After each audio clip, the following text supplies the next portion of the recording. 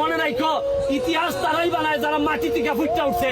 আর একটা কথা তোমাদেরকে সবসময় বলছি, যারা পানি দিয়ে গোসল করে তারা খালি জামা বদলায়, আর যারা গাম দিয়ে গোসল করে তারা কি বদলায়, ইতিহাস বদলায়।